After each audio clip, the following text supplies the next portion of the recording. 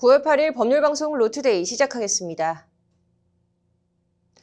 전동 킥보드 20만 시대, 거리마다 전동 킥보드가 깔려있는 광경은 이제 자연스럽게 마주할 수 있습니다. 하지만 도로 위를 질주하는 전동 킥보드가 늘어나면서 큰 부상으로 이어지는 사고들도 함께 늘어나고 있는데요. 안전을 위한 관련 법 개정을 비롯해 이런저런 규제들은 나오고 있지만 여전히 위험천만한 상황들은 계속되고 있다는 지적도 나옵니다. 오늘 알쏭달쏭 솔로몬의 판결에서는 개인 이동형 장치, 전동 킥보드에 대해 얘기해 보도록 하겠습니다. 단거리 이동수단으로 최근 각광받고 있는 전동 킥보드. 도로 위를 빠르게 달리며 이동 시간을 줄이는 전동 킥보드를 보고 김모 씨는 자신도 타고 싶어졌습니다. 그러던 지난 5월 김 씨는 용돈을 탈탈 털어 최신 전동 킥보드를 한 대 구매했습니다. 개인 이동형 장치에 대한 규제가 강화되면서 전동 킥보드를 자전거 도로에서 탈 수 있게 되자 구매 결심을 하게 된 겁니다. 이후 김 씨는 첫 시승날 친구 2명과 함께 휴일 오후 집 근처 자전거 도로에서 새로 산 전동 킥보드를 타기로 했습니다. 그러나 평소 겁이 많은 친구 이 씨는 타지 않겠다며 손사래를 쳤습니다. 자신은 운전면허가 없고 헬멧도 없으니 탈 수 없다는 겁니다. 이에 김 씨와 또 다른 친구 박 씨는 괜찮으니 타도 된다고 했지만 끝까지 이 씨는 불법행위라며 거부했습니다. 이에 대해 김 씨는 전동 킥보드로 자전거 도로를 달릴 수 있다는 건 결국 자전거랑 비슷하다는 것이라며 자전거는 면허도 필요 없고 헬멧을 안 써도 처벌을 안 받으니 타도 된다고 이 씨를 설득했고 박 씨 역시 요즘 사람들 다 타고 다니고 전동 킥보드 면허가 따로 있는 것도 아닌데 운전면허가 왜 필요하냐면서도 내 말 따라 안전상 헬멧은 쓰는 게 맞을 것 같긴 하다며 김 씨와 함께 이 씨에게 전동 킥보드 타는데 문제가 없다고 주장했습니다. 그렇다면 이들의 말대로 이 씨는 전동 킥보드를 타도 무방한 것일까? 관련해서 도로교통법 제80조 제1항 및 같은 조 제2항에 따르면 전동 킥보드를 운전하려는 사람은 시도경찰청장으로부터 원동기 장치 자전거 면허 혹은 자동차 면허를 받아야 한다고 규정하고 있습니다. 법이 개정되기 전인 지난 5월 13일 이전에는 운전면허가 없더라도 전동 킥보드를 운행하는 것이 가능했지만 그 이후에는 운전면허가 있어야 탈 수 있는 것으로 규제가 강화된 겁니다. 또 원동기 장치 자전거 면허는 16세 이상이어야 받을 수 있어 16세 미만인 사람은 전동 킥보드 등을 운전할 수 없습니다. 이를 지키지 않고 무면허 운전을 하게 되면 불법행위이며 10만 원의 범칙금을 부과받게 됩니다. 아울러 개정된 도로교통법에선 자전거 전용 도로 통행을 원칙으로 하고 안전모 착용도 의무화하도록 했습니다. 결국 현행법상 헬멧도 없고 운전면허도 없다면 전동 킥보드는 탈 수 없으므로 이 씨의 판단이 옳았던 것으로 결론 났습니다. 법 개정은 석 달 정도 지났지만 전동 킥보드 무법 운전은 여전한 상태. 전동 킥보드 시장의 규모는 점점 커지고 있지만 각종 규제와 제도는 아직도 속도를 따라가지 못하고 있다는 지적이 잇따라 나오고 있는 가운데 사용자들의 교통안전 의식에 대한 교육이 시급하다는 의견이 나오고 있습니다. 법률방송 신세아입니다. 네이버페이, 카카오페이, 토스 등 개인 간 온라인 금융거래 시장이 급성장하면서 요즘 금융 플랫폼 쓰시는 분들 상당히 많은데요.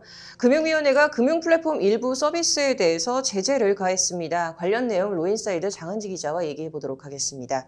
네, 먼저 금융소비자보호법 시행 계도 기간이 종료되는 24일 이후부터 금융 플랫폼이 펀드나 연금, 보험, 그리고 카드 등 다른 금융사의 상품을 추천할 수 없게 했다고요? 네, 그렇습니다. 제한을 받는 대표적인 핀테크 업체는 네이버페이, 카카오페이, 토스 등입니다. 이들은 간편하고 안전한 송금 서비스 제공을 내걸고 금융 플랫폼을 운영하면서 말씀하신 대로 사용자들에게 다른 금융사의 펀드, 연금, 보험 등 금융 상품을 비교하고 추천하는 서비스도 제공했는데요. 금융위원회는 플랫폼사들의 이러한 금융상품 추천 서비스의 목적이 단순 광고가 아닌 잠재 고객을 발굴하고 가입을 유도한다는 점에서 중개에 해당해 금융소비자보호법상 불법이라고 봤습니다. 금융위 관계자의 설명을 들어보시죠. 온라인 금융 플랫폼 서비스 목적 자체가 단순히 이제 광고판으로서 정보 제공을 하는 데서 그치는 게 아니라 판매 주체로서 적극적으로 판매에 개입하는 경우에 대해서는 일반적으로 우리가 중개로 본다라는 입장입니다. 특히 자동차 보험과 같은 의무 보험이나 신용대출처럼 구조가 단순한 금융상품일수록 이제 중개로 인정될 여지가 많다고도 덧붙였습니다. 직접 들어보시죠.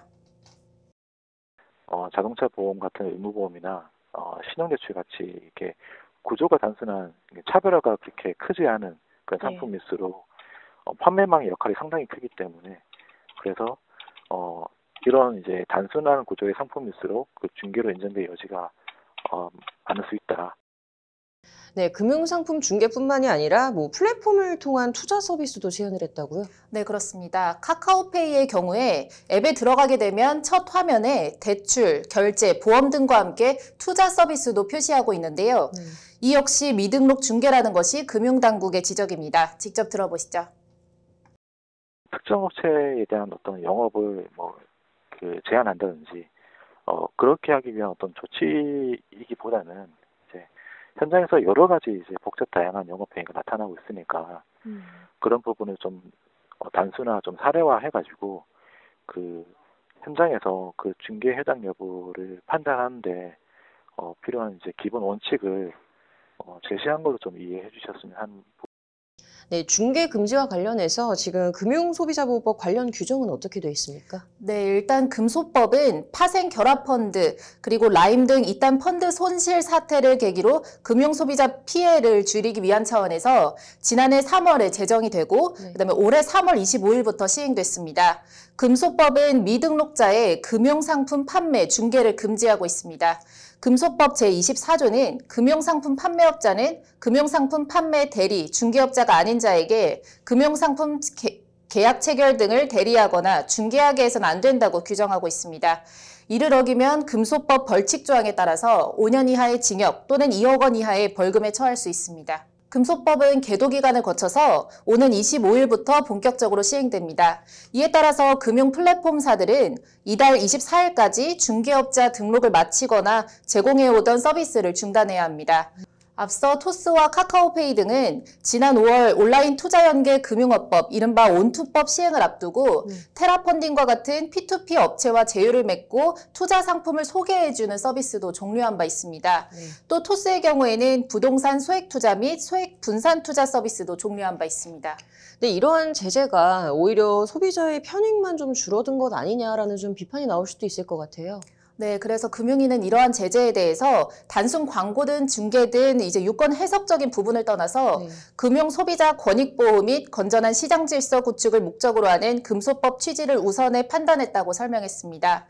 금융 상품이 금융사가 아닌 플랫폼의 상품이라고 오인하게 될 경우에 금융 소비자는 예상치 못한 피해를 볼 가능성이 있고 또 그 피해를 구제받기도 어렵다는 우려도 반영된 것으로 보입니다. 직접 들어보시죠. 온라인 금융 플랫폼이 이게 판매업자가 아님에도 이게 이제 플랫폼에서 제공하는 서비스가 마치 이 금융 상품이 플랫폼에서 제공하는 것처럼 이게 오인할 우려가 상당히 큰 부분이 있었습니다. 금융 소비자를 위한 조치라고 했는데 당분간 좀 혼란은 불가피할 것 같네요. 네, 그렇습니다. 온라인 플랫폼을 통한 금융상품 추천이나 연계 그리고 판매 서비스는 최근까지도 이루어졌는데요. 금융당국이 중개에 대한 기준을 최근에야 내놨다는 점이 지적되고 있습니다. 한 금융권 관계자는 계도기간 종료 2주 전에 갑자기 그동안 해온 영업이 불법이라고 규정한 것이라며 소비자들의 혼선도 커질 것이라고 꼬집었습니다. 이에 대해서 금융당국은 지난 2월 중개 행위에 유의하라고 안내했고 지난달 일부 시정 대상업체와 핀테크 협회 측에 문제 소지가 있음을 전달했다며 준비할 시간을 충분히 줬다고 해명했습니다. 네, 하루빨리 좀 금융 플랫폼을 둘러싼 논란들이 좀 해결이 되고 관련 법안들이 정착됐으면 하는 바람이네요. 오늘 잘 들었습니다.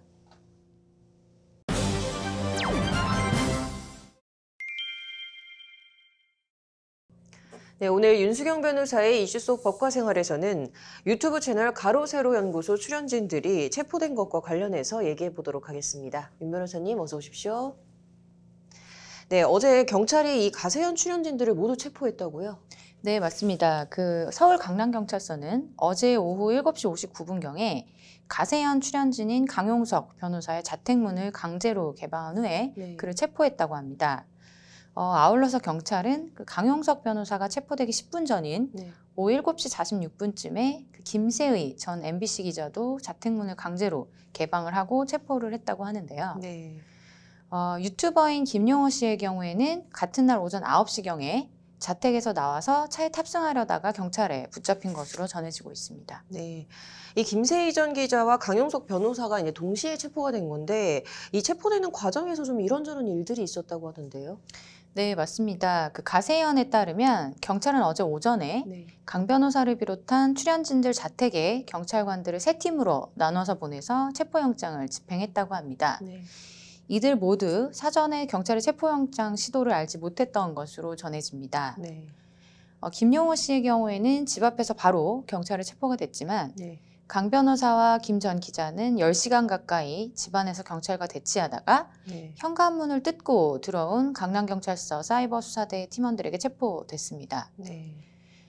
경찰은 오전부터 두 사람의 자택을 찾아서 체포를 시도했지만 이 두 명 모두 영장 집행에 불응해서 네. 대치가 계속됐고 결국에는 강제적인 수단을 동원해서 체포영장을 집행했다고 합니다. 네. 가세현의 유튜브 채널에는 김세의, 강용석 동시 체포 직전 강남경찰서 사이버팀 총동원이라는 제목의 영상이 올라오기도 했는데요. 네.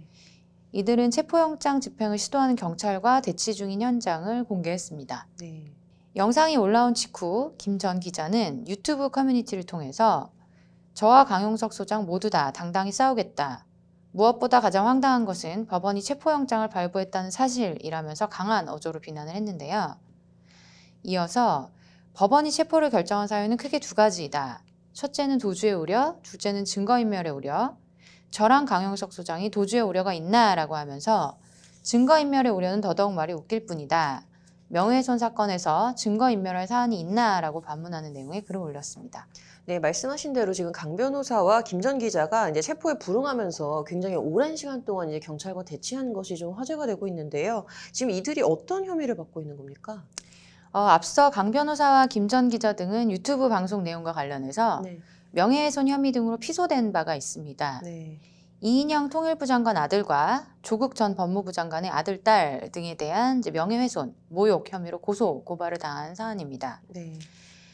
이와 관련해서 조국 전 법무부 장관은 지난해 8월 19일 자신과 가족에 대한 허위 사실을 유포했다면서 그 가세현과 운영진인 강 변호사, 네. 김 전 기자, 김 씨 등을 상대로 3억 원 상당의 손해배상 소송도 낸 바가 있습니다. 네.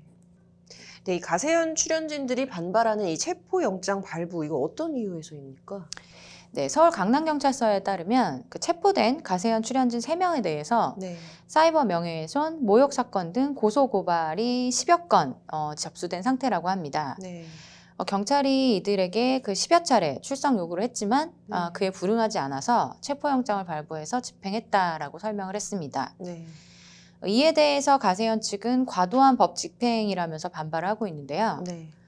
이들은 유튜브 채널 등을 통해서 무슨 테러범도 아니고 2명 체포하는데 이렇게 많은 인력이 동원되느냐. 신원과 거소가 확실한 대상이라 인신을 확보할 필요성도 없기 때문에 네. 이번 체포영장의 발부와 집행은 공권력 남용으로밖에 볼 수 없다라고 주장을 하고 있는 상황입니다. 그래서 가세현 측은 지금 이 경찰 동시 체포를 두고 굉장히 뭐 공권력 남용이다, 무리한 수사다라고 지금 반발을 하고 있는 건데 변호사님께서는 어떻게 보십니까? 이 사안처럼 그 수사기관이 그 여러 명의 공동 피의자를 체포할 경우에는 네. 서로 연락을 해서 일부가 도피할 가능성에 염두를 둘 수밖에 없는데요. 네. 이번 가세현 3인방에 대해서도 마찬가지였던 것 같습니다. 네. 각자 혐의가 다를 수는 있지만 함께 방송을 하면서 공동으로 명예훼손한 혐의와 이제 조사에 대한 불응 등을 뭐 체포 사유로 해서 도주 가능성을 차단하기 위해서 동시에 영장을 집행한 것 같습니다. 네. 좀 종합적으로 이번 사안에 대해서 좀 어떻게 보십니까? 네, 현재로서는 그 피의 사실이나 그 영장 청구 사유 등에서 정확한 뭐 내용을 알 수가 없는데요. 네. 수사 과정을 좀 더 지켜봐야 될 것 같습니다. 네. 네, 경찰이 이제 뭐 피의자 조사 등 절차에 따라서 뭐 수사를 진행한다고 이제 얘기를 했는데요. 말씀하신 대로 좀 수사 진행 상황을 지켜봐야 될 것 같네요. 오늘 잘 들었습니다. 다음 소식입니다. 일제 강제징용 피해자들의 유족들이 일본 회사를 상대로 낸 민사소송에서 또 패소했습니다. 서울중앙지법 민사 25단독은 오늘 사망한 일제 강제징용 피해자 정모 씨의 자녀 4명이 일본 제철을 상대로 낸 손해배상 청구 소송에서 원고들의 청구를 받아들이지 않았습니다. 지난 2019년 정 씨 유족은 정 씨가 1940년부터 1942년까지 일본 이와테현의 제철소에 강제동원돼 피해를 봤다며 2억여 원을 청구하는 소송을 냈습니다. 재판에서 원고 측 대리인은 일본 제철의 행위는 당시 일본 정부의 한반도에 대한 불법적인 식민 지배 및 침략 전쟁의 수행과 직결된 반인도적인 불법 행위라며 중대한 정신적 고통을 입었다고 주장했습니다. 반면 피고인 일본 제철 측은 국내 소송 대리인을 선임해 강제징용 피해자의 신원이 불분명하고 기록도 부정확하다고 맞서왔습니다. 이번 판결은 법원이 손해배상 청구 권리가 만료됐다고 판단했기 때문으로 보입니다. 신입 부사관이 지도관을 도라이라고 칭한 것은 상관 모욕에 해당하지 않는다는 대법원 판단이 나왔습니다. 대법원 3부는 상관 모욕 혐의로 기소된 A씨의 상고심에서 유죄를 선고한 원심을 파기하고 무죄 취지로 사건을 고등 군사법원으로 돌려보냈다고 오늘 밝혔습니다. 해군 부사관 A씨는 동기 70여 명이 있는 단체 채팅방에서 지도관 B씨를 모욕한 혐의로 재판에 넘겨졌습니다. B씨는 2019년 7월 A씨를 비롯한 교육생들에게 일주일간 목욕탕 청소를 지시한 뒤 양말을 신은 채로 목욕탕에 들어가 양말이 젖는지 확인하는 방법으로 청소 상태를 점검했습니다. 이후 B씨는 물기가 완벽히 제거되지 않았다며 A씨에게 벌점 25점을 부과했고 A씨는 과실 점수가 쌓여 외출, 외박이 제한되기도 했습니다. 이후 A씨는 단체 채팅방에서 B씨를 겨냥해 도라이, 습기가 그렇게 많은데 라는 말을 한 것으로 조사됐습니다. 해당 채팅방은 동기생들이 각종 공지사항을 전달하거나 서로 고충을 토로하고 마찰을 해소하는 공간이었습니다. 앞서 1심은 A씨에게 무죄를 선고했지만 2심은 해당 발언이 모욕적 언사에 해당한다며 유죄로 판단했습니다. 그러나 대법원은 A씨의 표현이 사회상규에 위배되지 않는다며 사건을 파기환송했습니다.